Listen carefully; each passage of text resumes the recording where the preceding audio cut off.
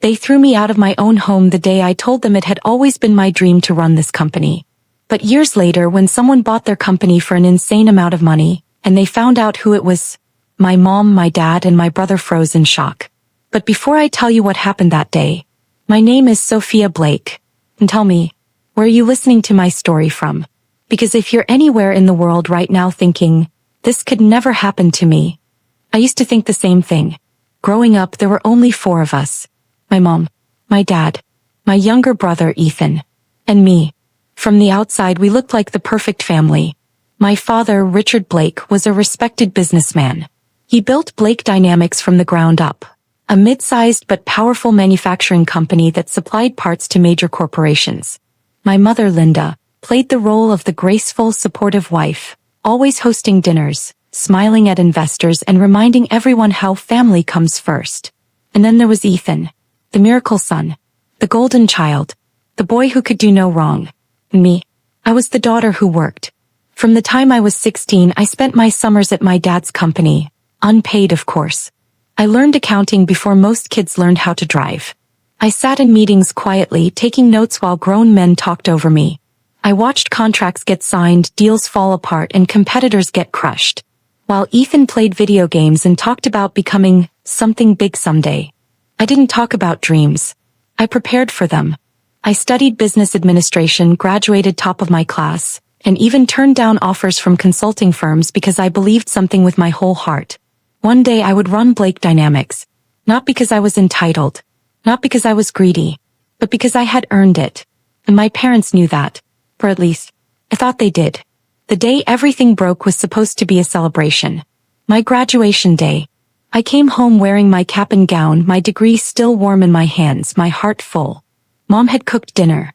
Dad had opened a bottle of wine. Ethan was unusually quiet. I should have known something was wrong. Halfway through dinner, my dad cleared his throat. Sophia, he said, not looking at me. Your mother and I have made a decision about the company. My chest tightened, but I smiled. I was hoping you'd say that, I replied. I've actually prepared a growth plan for the next 5 years. That won't be necessary, my mom interrupted softly. Dad finally looked up. We're transferring ownership of Blake Dynamics, he said. I froze. To Ethan. The room went silent. I laughed. A short, confused sound. You mean, temporarily? Like training him while I... No, my dad said firmly. He'll be the CEO. Effective immediately. I looked at Ethan. He wouldn't meet my eyes. Dad, I whispered, this was always my dream. You knew that. My mom sighed, shaking her head like I was being dramatic. Oh, Sophia, she said, smiling. You're too emotional. Business needs a strong hand. I felt something crack inside me. I've worked for this company my entire life, I said. I sacrificed everything. And you're just handing it to him. That's when my dad laughed. Actually laughed. You, he said. Running my company? Don't be ridiculous. My mom joined in. You should be grateful, she added. You're a girl. You can marry well. Ethan needs this. I stood up, shaking. So that's it? I asked. I give my life to this family, and you treat me like I don't matter? My father's face hardened. If you're so unhappy, he said coldly, then maybe you should leave. I waited for someone, anyone, to stop him. No one did. Pack your things, my mom said quietly. You need to learn how the real world works. And just like that, I was no longer a daughter. I was a problem they had removed. I left that night with 1 suitcase, my degree, and $300 in my bank account. No goodbye. No apology. Just the sound of the door closing behind me. On the sidewalk outside the house I grew up in, I made myself one promise. They would regret this. Not with anger. Not with revenge. But with success so loud. They wouldn't be able to ignore it. For years I disappeared. I worked. I failed. I learned. I built something from nothing. Quietly, patiently, strategically. And while my parents believed Ethan was running their empire, I was building something far bigger. Something that would one day circle back to them. Something that would force them to look me in the eye. And that day, it was closer than they ever imagined. If this story already has you hooked, subscribe so you don't miss what happens next. And comment where you're listening from, because trust me, What happened next changes everything. I didn't rebuild my life overnight. That's the lie people like to tell, that success comes fast once you're determined enough. The truth is uglier.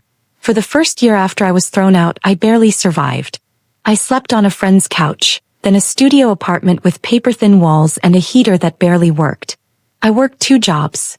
One during the day as a junior analyst, another at night answering emails for a logistics startup that paid me hourly.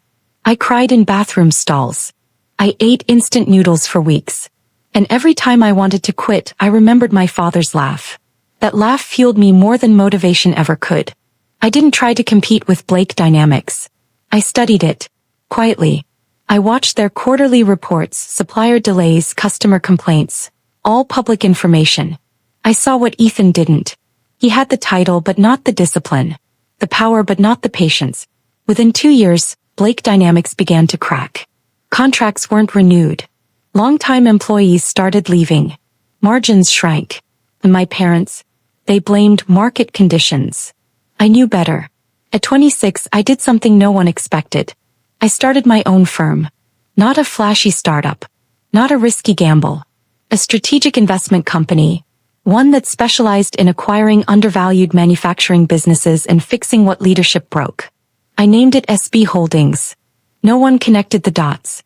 Why would they? To the world, I was just another young woman in business. Quiet, focused, forgettable. And that's exactly how I wanted it. My first acquisition was small. Then another. Then another. I hired people my father once ignored. Engineers my parents undervalued. Managers Ethan never listened to. Within 4 years, SB Holdings controlled a network of companies stronger than Blake Dynamics had ever been. And still, I waited. Because revenge rushed is revenge wasted. Then the call came. Miss Blake, my attorney said, his voice careful. Blake Dynamics is exploring acquisition options. I smiled. How much? I asked. He paused. A lot. They're desperate. Desperate. The word tasted sweet. Meanwhile, back at my parents' house, things were falling apart. Ethan was drowning. He couldn't make decisions without approval. Couldn't handle conflict. Couldn't lead. Employees whispered. Investors worried. Suppliers demanded guarantees. And my parents, they finally noticed something was wrong, but instead of fixing it, they panicked. That's when they made the mistake that ended everything. They agreed to sell. The acquisition process took months. Lawyers. Audits. Valuations. And through it all, my identity stayed hidden behind layers of legal structure. My parents never asked who the buyer was. They didn't think they needed to. The day of the signing arrived. My mom wore pearls. My dad wore confidence. Ethan looked relieved, like someone handing over a burden he never wanted. They walked into the conference room laughing. Until they saw me. I was already seated. Composed. In control. My mother stopped breathing. My father turned pale. Ethan whispered my name like he'd seen a ghost. Hello, I said softly. It's been a while. The silence was unbearable. You, my father finally said. This is a joke. I slid the documents across the table. SB Holdings is acquiring Blake Dynamics, I replied. And I'm the sole decision maker. My mother's hands trembled. This isn't funny, Sophia, she said. We can talk at home. I smiled. You told me to learn how the real world works, I said. I did. They tried to negotiate. To guilt me. To shame me. To remind me of family. But family hadn't stopped them from throwing me out. And contracts don't care about feelings. By the end of the day, Blake Dynamics was mine. But buying the company was only the beginning. What I did after the acquisition. That's what changed everything. Because I didn't just take control. I made sure the truth came out. And the consequences followed. If you think this was the climax, you're wrong. What happened next changes everything. Subscribe if you're ready for the truth. And comment where you're listening from, because what I did next, they never saw coming. Buying Blake Dynamics didn't make me feel powerful. What came after did. Because owning a company is one thing. Owning the truth is another. The morning after the acquisition, I walked into the building I had once been laughed out of. Not as a hopeful daughter, not as an unpaid intern, but as the owner. People stood when I entered the room. Some recognized me immediately. Others only knew my name from memos. But everyone knew one thing. Everything had changed. My first move wasn't firing anyone. That's what my father would have done. Instead, I ordered a full internal audit. Finances, contracts, HR records, executive decisions. Not to punish blindly, but to expose what had been hidden under Ethan's leadership. And it didn't take long. Improper bonuses. Ignored safety violations. Unqualified promotions. Most of them approved by Ethan. All of them enabled by my parents. The golden boy hadn't just failed. He'd been protected while others paid the price. I called a board meeting. For the first time in years, my parents sat on the opposite side of the table. Not as owners, not as decision-makers, but as people waiting to be judged. My father tried to speak. I stopped him with a raised hand. "Today," I said calmly, "we're not talking about family. We're talking about responsibility." I presented the findings. Every number. Every signature. Every ignored warning. The room was silent. My mother's face collapsed in on itself. Ethan stared at the table like it might swallow him whole. "I built this company," my father finally snapped. "You wouldn't even exist without it." I met his eyes. "You're right," I said. "You built it." Then I leaned forward. "And I saved it from your mistakes. Here's what people don't expect about revenge. Doesn't have to be loud. It just has to be final. I didn't destroy them. I let the system they abused do it for me." Ethan was removed from any leadership role. Not dramatically. Not emotionally. Just officially. His title vanished. His authority dissolved. He kept asking me what he was supposed to do now. I gave him the same answer they once gave me. "Figure it out." My parents tried something different. Apologies. Tears. My mother cried about motherhood. My father talked about pressure and old-school thinking. I listened. Then I told them the truth they had never heard before. "You didn't choose Ethan because he was better," I said quietly.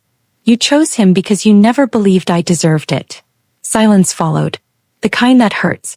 I didn't kick them out of their home. I did something worse.